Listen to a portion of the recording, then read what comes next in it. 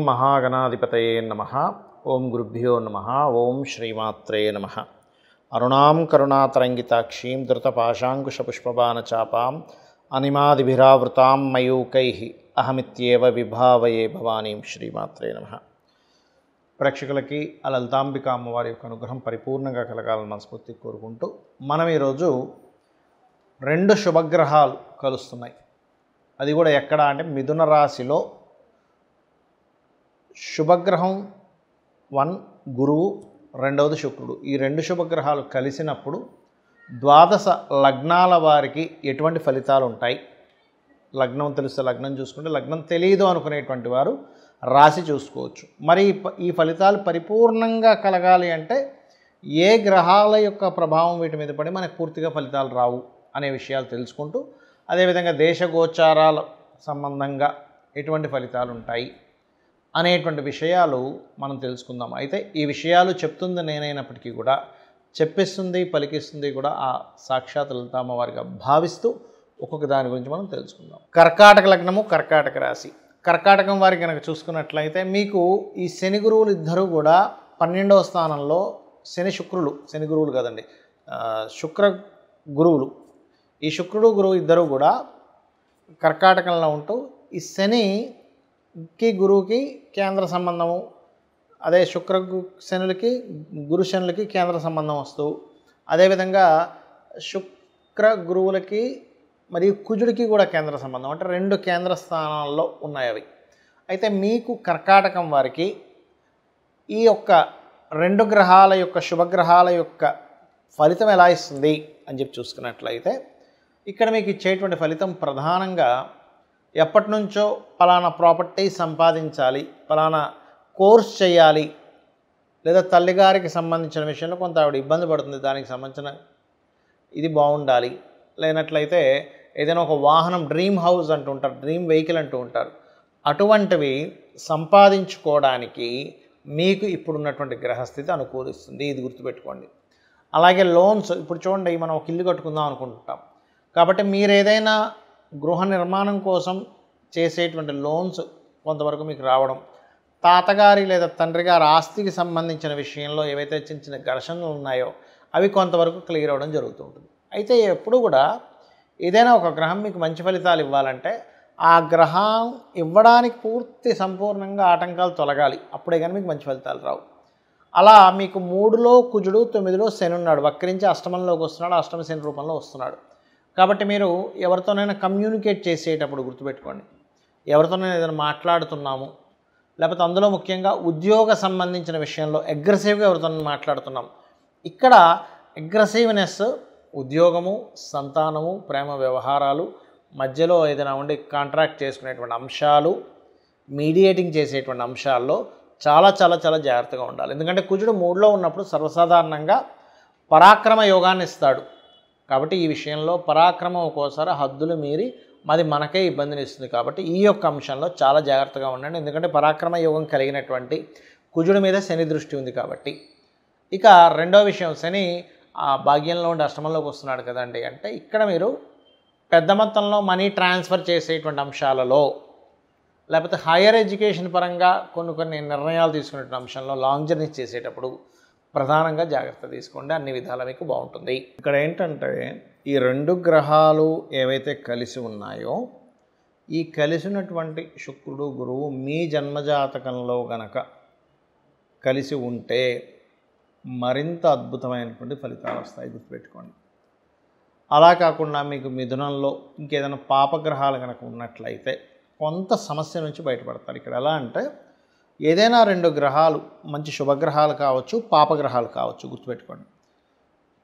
అలా 2 గ్రహాలు వీక్షణలో కానీ కంజాయిండ్ అంటే కలిసి ఉండడం కానీ జరిగినప్పుడు అది గోచారంలో కలిగినటువంటి ఫలితాలు, గోచారపరంగా ఫలితాలు ఎలా ఇస్తాయో మీ జన్మజాతకంలో కూడా ఆల్రెడీ మీకు మీ పర్సనల్ చార్ట్లో ఉంటే అది ఇంకొంచెం ఎనర్జైజ్ చేస్తుంది.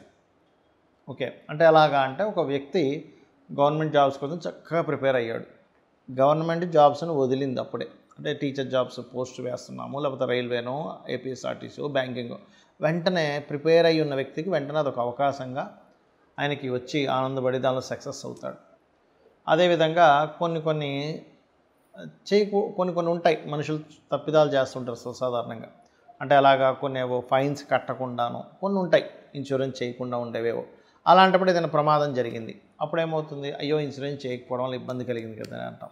అంటే పాపగ్రహాల యొక్క ట్రాన్సిట్ వచ్చినప్పుడు అటువంటిది, శుభగ్రహ ట్రాన్సిట్ వచ్చినప్పుడు ఇటువంటివి మీకు కలుగుతాయి, గుర్తుపెట్టుకోండి.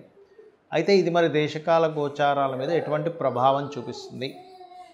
గురుగ్రహము శుక్రుడితో ఉన్నాడు. ఒక రకంగా చెప్పాలంటే ఇది కొంతవరకు గోల్డ్, లేకపోతే మనకి గమనించుకున్నట్లయితే గోల్డ్ విషయంలోని కొంత ప్రోగ్రెస్ని ఇచ్చేటువంటి కాంబినేషన్ ఇది కొంతవరకు.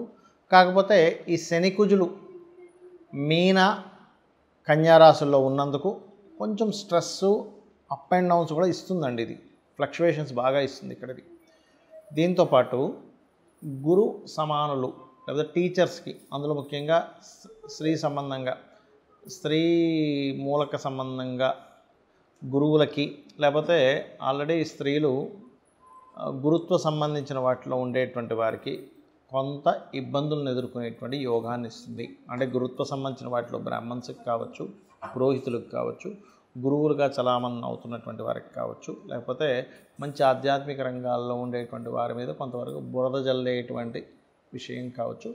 ఇటువంటివన్నీ కూడా అంటే వాళ్ళకి ప్రమాదం కానివ్వండి, వాళ్ళ లైఫ్లో కొంచెం ఎక్కువ అప్ అండ్ డౌన్ చూడడం కానివ్వండి, ఇటువంటివి ఎక్కువగా ఏర్పడతాయండి. ఈ గోల్డ్ రిలేటెడ్ సంబంధించిన విషయాలు కూడా ఎక్కువ ఫ్లక్చువేషన్. ఎందుకంటే మిథున రాశుల్లో ఉంది ఇది. ఇక్కడ ఏంటంటే మిథునము దిస్వభావ రాశి, బుధుడు యొక్క రాశే, కన్యా బుధుడు యొక్క రాశే. అప్పుడు ఏమవుతుంటుంది, అది ఈ కుజశనులు ఈ 4 దిస్వభావ రాశుల్లో ఎప్పుడైతే మనకి మిథునంలోని, కన్యలోని, ధనస్సులోని, మీనంలోని ఈ 4 గ్రహాల్లో ఉండే గ్రహాలు వాటికి అవి కనెక్టివిటీ పెట్టుకుంటాయి. కాబట్టి ఈ విషయంలో కాస్త జాగ్రత్త వహిస్తూ ఉండాలి. మరి దీనికి పరిహారం ఏంటి యూనివర్సల్గా? ఎందుకంటే అందరికీ జన్మజాతకాలు ఉండవు. ఎందుకంటే జన్మజాతకం కనుకుంటే మీకు లగ్నం నుంచి 12 భావాలు ఏమేమయ్యాయి, లగ్నం ఎలా ఉందో దాన్ని బట్టి మీ యొక్క జీవితము,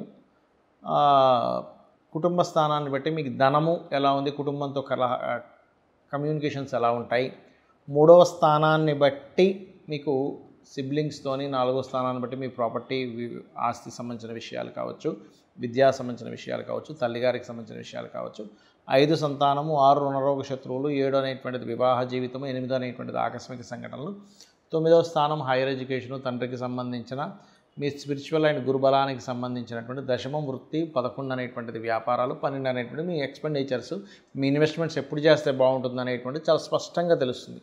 కానీ ఇక్కడ డేట్ ఆఫ్ బర్తే లేదు, టైము లేదండి, ఏమి లేదండి, కానీ నేను అయోమయంలో ఉన్నాను అనుకునేటువంటి వారు చేయాల్సిన గొప్ప రెమెడీ ఏమిటంటే, ఇలాంటి గ్రహస్థితులు ఉన్నప్పుడు మీకు మంచివి జరగాలి అన్నప్పుడు మీరు నవగ్రహాలలో కుజుడు, కేతువు, శని, రాహు ఈ 4 గ్రహాల దగ్గర దీపారాధన చేయండి మొట్టమొదటిగా. రెండవది మీకు శని మంగళవారాలు గోవులకి శనివారం బెల్లము 4 ఉండలుగా బెల్లం తయారు చేసి తినిపించండి శనివారం నాడు. మంగళవారాలు మీరు ఏం చేస్తారంటే గ్రాసము, క్యారెట్లు గోవులకు తినిపించండి.